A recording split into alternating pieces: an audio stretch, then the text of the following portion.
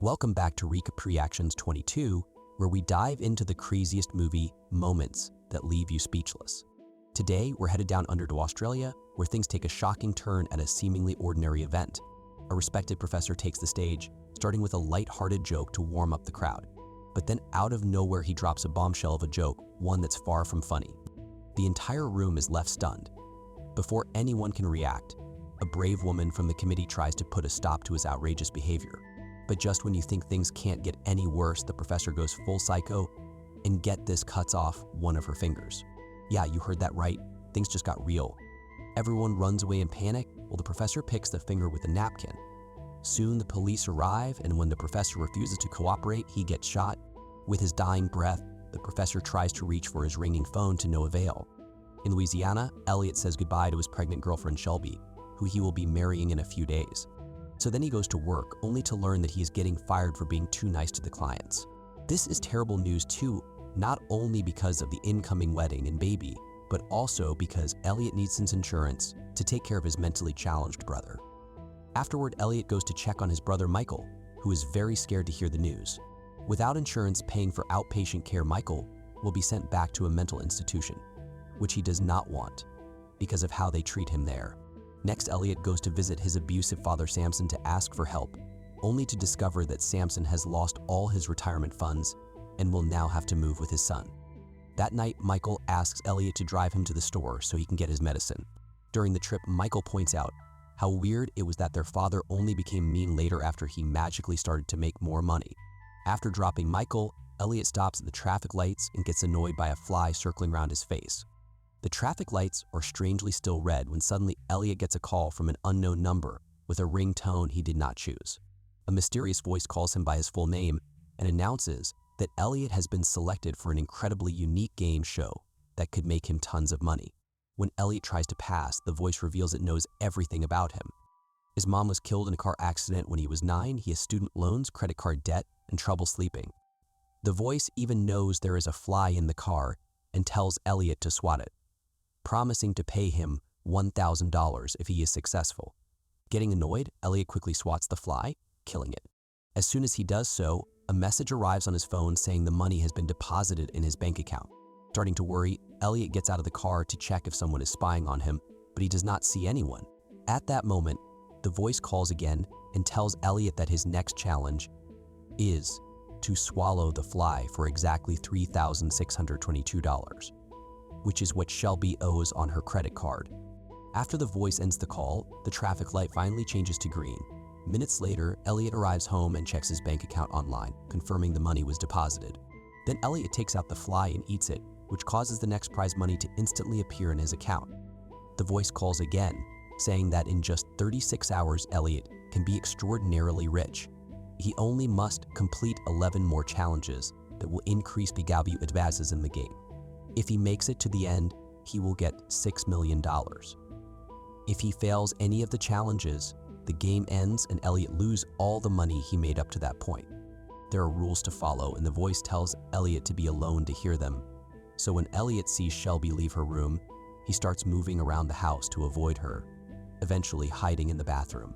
Telling anyone about the game, attempting to contact the organizers, or interfering with the game will also count as losing. Elliot presses 1 to accept the deal, and the voice makes him sing, "I will dance with the golden toad" to finish the registration. Then the voice says the next challenge will come tomorrow and hangs up. Elliot goes back to Shelby and tells her he has been organizing a surprise to get her off his back. The next day, Elliot goes to the park with Shelby and her parents, but he cannot stop thinking about the call. As soon as his phone rings, he leaves the group and hears the next challenge. He must make a child cry in 5 minutes for $5,000. Elliot looks around the park and sees a little girl running, so he blocks her way and tells her that her parents are going to leave her in an orphanage. When she does not believe him, he just points at the couple and says that is why they are talking about it right now. The girl finally gets upset and cries as she runs back to the family, and Elliot gets a message confirming the money. Afterward, he hurries to help his group pick up their things and gets in the car with Shelby, driving away as the girl's parents run after him to throw a trash can at his car. Minutes later, the couple makes it to church to pick up Samson. While Shelby is stuck helping him get back on his wheelchair, Elliot gets a call with a new challenge. He must burn a nativity scene handcrafted by blind kids. Shelby takes Samson to the bathroom and must deal with all his complaints about the baby in their marriage, revealing he is quite racist. That does not stop him from asking her to help him with his zipper.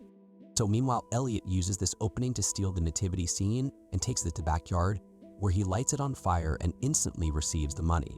However, he fails to control the flames, which soon spread to the actual church. Elliot tries to put the fire out with the extinguisher, but it is not enough. Panicking, he runs to activate the alarm. Then he finds Shelby and Samson leaving quickly. Outside, he receives another call telling him that once he is ready, he must follow the homeless person across the street. Elliot immediately leaves Shelby behind with his father, ignoring her protests regarding his weird behavior. At the police station, the little girl's parents are reporting the incident, while the homeless person reports that a guy offered him an ostrich plus $1,000 for his clothes and shopping cart.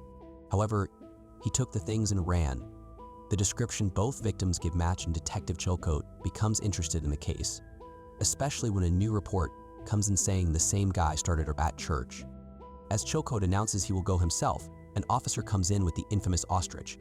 Meanwhile, Elliot has put on the homeless man's clothes and is doing the 6th challenge, which takes him to an incredibly old house. For $50,000, he must take the guy from 6 billion out for a cup of coffee before 4 p.m. Elliot thinks this is extremely easy, but when he enters the apartment, he is disturbed to find the guy dead in the tub. The voice explains the man self-deleted, but this should not stop Elliot.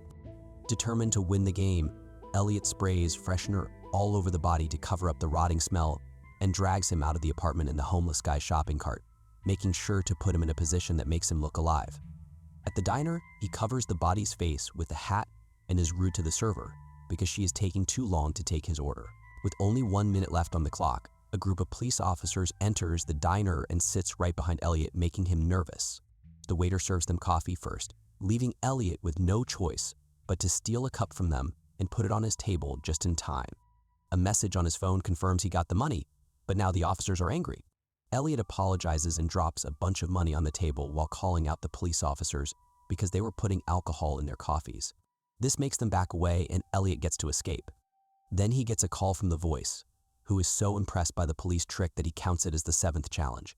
However, the voice also says that Michael's file is already being marked for review because the insurance company has dropped their support. Michael comes out on a quiet street and finds a bus being driven by a silent person with a mask, so he gets in. Meanwhile, at the diner, the police are getting the body and Chilcote finds a card that fell from Elliot's wallet when he paid. And he sees a strange man called Vogler talking to the server, but he has gone before he can interrogate him. The server tells Chilcote that Vogler claimed to be a reporter and left him a paper with his contact information, which Chilcote takes for himself. Moments later, Chilcote visits Vogler at his trailer, but Vogler immediately runs away and gets behind a gate, which he locks up to stop Chilcote from following him. And he claims that the police officers are working for them and tells Chilcote to kill Elliot. Then he leaves. Atharsis. And Chilcote decides to search the trailer and finds lots of information about the game happening all over the country, and even a symbol that is the organization logo. Back to Elliot, he is still on the bus when he gets the next call. The voice tells him to take out his library card, but Elliot does not find it in the wallet. This means the police know his identity now and he may be facing 10 years in prison. However, the voice points out that if he finishes the game, he will make all the charges go away. Late at night, the bus drops Elliot at a motel and he goes to room 8, where he finds the organization logo on the keychain. Inside the room, there is a nurse and a guy called John who recognizes him. It turns out they went to school together and John used to harass Elliot all the time. As the nurse takes out a saw, Elliot gets John's arm off. Elliot refuses to do it, but when he asks John, the guy agrees to do it. This means he is getting paid for this.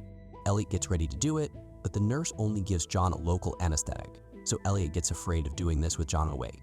Desperate to win, John starts insulting Elliot and reminding him of all the things he did to him and his brother in school, including pissing on Michael's face.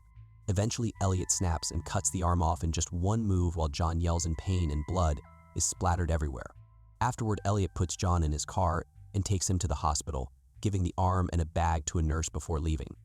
On his way out, he sees John's brother and remembers he used to harass him too. So he grabs a chair and hits him with it twice, until it breaks.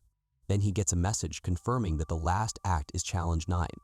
In the meantime, the police are searching Elliot's home to get a clue about his next destination.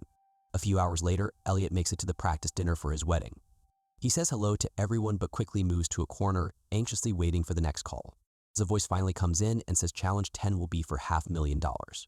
So when it is Elliot's turn to give a toast, he must destroy the room while singing the International Communist Anthem. When the officers try to stop him, Elliot threatens to self-delete to keep them at bay and proceeds to pee on the flowers.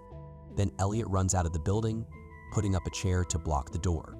However, the next call tells him that his 11th challenge is to get arrested, so he has no choice but to move the chair and let the police officers tackle him.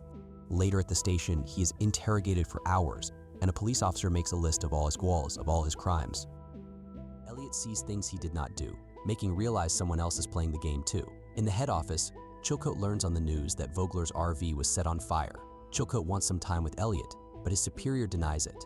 When Elliot is finally left alone, he breaks the bottom of the chair and waits for a police officer to come in, using the chair piece to threaten him into giving him a gun. Then he uses the police officer as a shield and demands to get his phone back. The police officers are already planning, so Elliot gets into another room and locks the door while he gets the next call.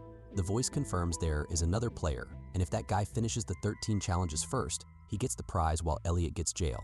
The police officer uses the distraction to try to get his gun back, but Elliot accidentally fires it, and the officer gets shot in the foot.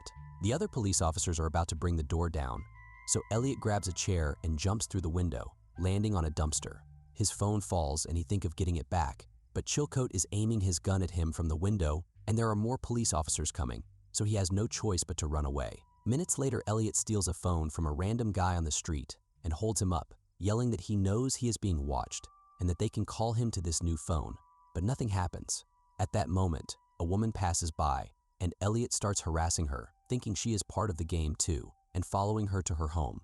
After a few hours, Elliot finally accepts that the woman is just an innocent bystander and apologizes, but she suddenly changes her sorry face and gets serious. She goes outside and asks Elliot to fix the rope of her clothes hanger so it is up again. When he does so, he receives a text saying he finished challenge 12 and he was paid $1 million. At that moment, a bunch of bikers are approaching the area, and when Elliot takes a closer look, he realizes that the clothes hanger goes across the street and will decapitate the bikers. He immediately puts it down and the drivers cross safely, stopping nearby to confirm on the phone that they passed their challenge. However, the second player appears in the distance and puts up a second string, which sends Elliot running to warn the youngsters. He is not heard, and when the bikers drive back for their next challenge, they fall for the trap and all of them get killed. Seeing the massacre, Elliot starts crying as he picks the ringing phone from a dead guy's bag. The voice congratulates him on his $1 million and starts reading questions from the audience, but Elliot throws the phone away and announces he does not want to play anymore. Meanwhile, Chilcote finally finds Vogler at a bar and threatens to share what he knows if he does not want to be arrested. Vogler proceeds to show off all his research, explaining the rules of the game and revealing his wife played it some years ago, but she died during it after eating her dog. Since then, Vogler has been trying to find the organizers to no avail. Lots of famous incidents have been part of this game that started decades ago, including Kennedy's assassination. Vogler explains the 13th challenge is always the same. The player must kill a member of their family. Back to Elliot. He is walking down the road when he suddenly hears a phone ringing with the voice's ringtone.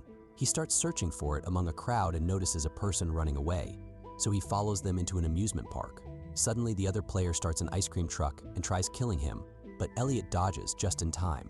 The truck goes away, and Elliot jumps on a random car to continue following them, finding another phone already waiting for him in the glove compartment. The voice reminds him that interfering with another player's progress is against the rules and tries to tell him about the final challenge, but Elliot throws the phone out of the window. Eventually, the truck stops and Elliot is shocked to find it at his father's old house. He rushes inside and finds Samson calmly having dinner. The toilet noise says someone else is in the bathroom, but it turns out to be Michael. Elliot is devastated to realize Michael has been the other player all along, and he knows the final challenge, to kill a family member. He has a weapon hiding in his bag ready to kill Samson as revenge for hitting them as kids. Elliot tries to calm him down and an argument ensues, only for Samson to interrupt them with a big reveal. He played the game back in the day and killed his wife to win it. He has been living with the weight of his crime since then, and that is why he has become such a miserable man. Furious, Elliot takes out the police gun and tells Michael to wait in the other room. When he gets ready to shoot, Samson tells him he does not want his son to fall for the game like he did, and suddenly uses a knife to self-delete, keeping Elliot from winning. Now Michael is scared because he thinks Elliot will kill him instead, so he reaches for his bag, claiming he only wants his medicine.